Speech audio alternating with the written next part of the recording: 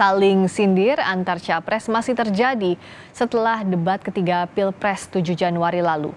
Capres nomor urut 2 Prabowo Subianto menyindir Capres nomor urut 1 Anies Baswedan mulai dari soal nilai Kemhan sampai kepemilikan tanah.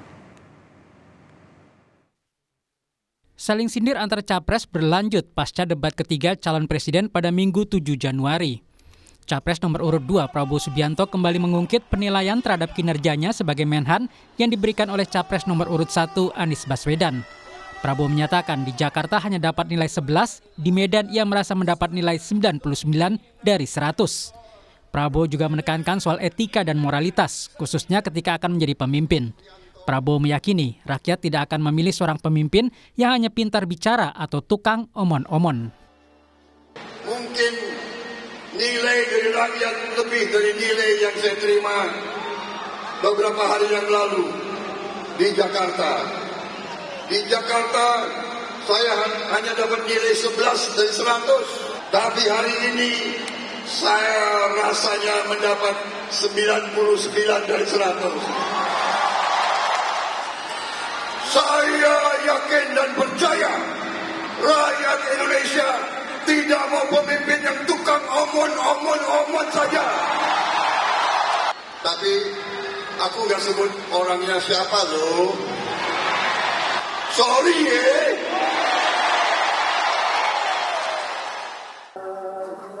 Capres nomor urut 1 Anies Baswedan mengaku enggan menyinggung kembali performa kandidat Capres dalam debat 7 Januari lalu.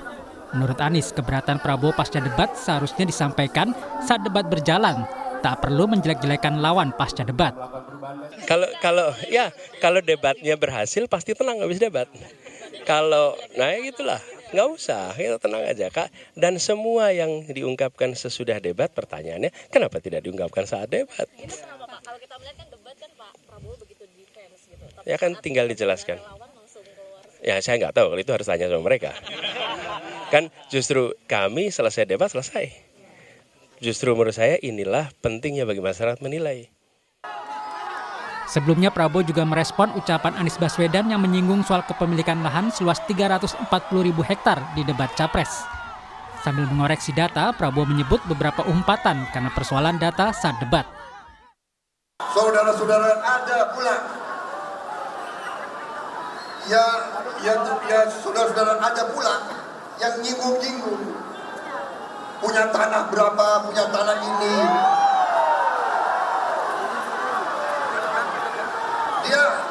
Dia pintar atau goblok sih? Gak usah dibawa-bawa debat lah. Anda hanya memperlihatkan ketololan Anda. Kita kasih makan ke hewan. Hewan itu baik sama kita. Tapi ada manusia yang kita memberi dukungan, kita memberi segalanya.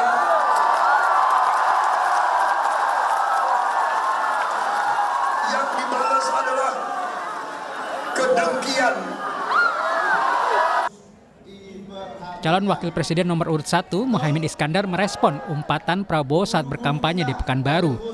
Muhaimin menegaskan ingin proses politik berlangsung kondusif dan menjadi momen adu gagasan, bukan adu emosi. Umpatan Pak Prabowo gimana Pak menurut Bapak?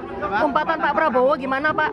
Di Riau yang biar rakyat yang menilai lah. Kita ingin proses politik ini kondusif, adu gagasan, tidak usah adu emosi. Yang paling penting adalah adu visi misi. Sementara calon wakil presiden nomor urut 3 Mahfud MD menilai tidak ada serangan personal dalam debat ketiga Capres.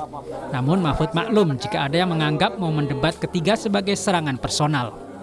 Rakyat Indonesia ini ada 270 juta kepala dengan 204 juta kepala pemilih.